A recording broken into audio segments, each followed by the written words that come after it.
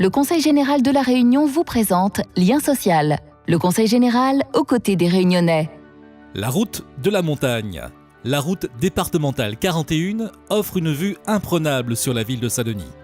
Le Conseil général a décidé en 2013, sur demande de passionnés de randonnée et d'histoire, de réhabiliter un sentier oublié qui suit au plus près le tracé de la première voie de communication entre le nord et l'ouest de l'île, pour le plaisir des Dionysiens, des touristes et plus largement de tous les Réunionnais. Car s'il est une pratique qui est particulièrement appréciée des Réunionnais, c'est bien la randonnée. Notre île offre des paysages époustouflants qu'on ne peut pas se lasser de découvrir ou de redécouvrir. Quel est ce sentier, son histoire, sa situation? On en parle tout de suite dans Lien social. Ce sont d'abord des passionnés qui ont retrouvé ce sentier partant de la Redoute et rejoignant le chemin de la Vigie en reliant les différents sites présentant une valeur historique. Avant 1730, c'était par la mer que s'effectuaient les échanges entre Saint-Paul et Saint-Denis. C'est en 1770 qu'un chemin est ouvert, on l'appellera successivement chemin Saint-Paul, chemin Boisson ou chemin Crémont, mais il est actuellement plus connu sous le nom de chemin des Anglais, en référence aux troupes britanniques qui l'empruntèrent pour vaincre les forces françaises à la Redoute en 1810. Il y a à peu près 4 ans, Paul-Henri Lebeau, montagnard, assiste à une journée du patrimoine à Saint-Bernard, dans les Hauts de la Montagne, et rencontre des personnes qui font partie de la commission Sentiers et Patrimoine.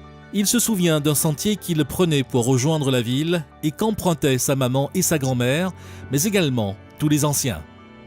Pour retrouver ce sentier, au début, il a fallu déjà se mettre en bas et un peu en haut, avoir une vue globale, essayer de voir quelque chose.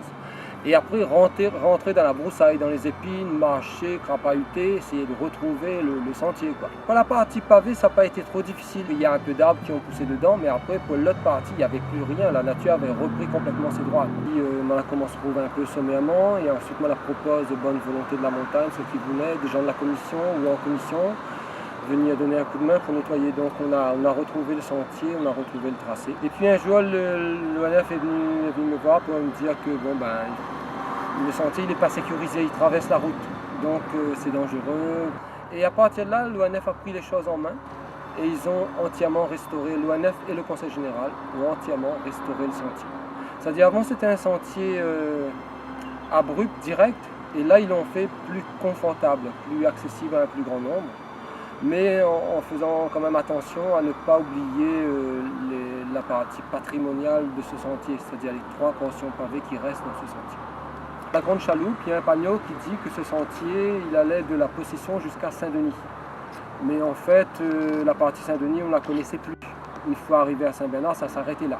Un des intérêts de ce sentier, c'est le rendre aux montagnards qui le pratiquaient autrefois.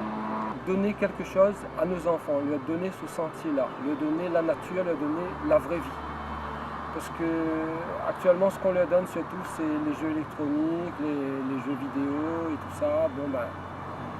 C'est dommage. Ce genre de choses-là enrichissent certaines personnes, mais n'épanouissent pas forcément nos enfants. On invite les gens à venir emprunter ce sentier, les gens qui habitent Saint-Denis, toute la Réunion de toute façon, pour découvrir un autre sentier. Quand on regarde la montagne, on voit que la montagne est abrupte, mais en fait, ce sentier, l'ONF l'a fait confortable.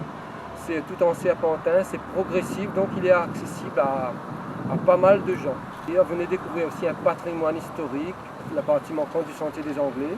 Et puis, m'y invite aussi un autre public, le public des gens qui vont travailler à Saint-Denis, d'aller travailler à pied par exemple, si les conditions sont réunies, d'aller descendre à pied, remonter à pied, il y en a pour 1 heure. Donc, je trouve que ça, est faisable. Les marcheurs apprécient ce nouveau sentier, ils nous donnent leur avis et leur impression. Le sentier est très agréable, un sentier doux pour les débutants, une petite remise à niveau et tout comme ça. On a fait un joli travail, bien nettoyé, bien propre. On a l'habitude quand on entraîne, mais là, je recommence. Voilà, c'est pour ça que je fais ce sentier au fin de compte. Sinon, ça, c'est l'autre côté, le Colorado. Un petit peu plus dur, c'est là comme les 0 pour remise à niveau. Ce sentier est assez facile et accessible à tout le monde. Donc voilà, c'est pour ça que je le fais de temps en temps. Disons que c'est assez pratique, mais après au niveau sonore, disons que comme c'est pas trop la ville, on entend quand même les voitures, etc. Donc au niveau sonore, disons que c'est pas très agréable. Le Conseil général, propriétaire de 95% des forêts publiques, en partenariat avec l'ONF, a la responsabilité de préserver ce patrimoine naturel et permet ainsi à plus de 3 millions de visiteurs de le découvrir en toute sécurité.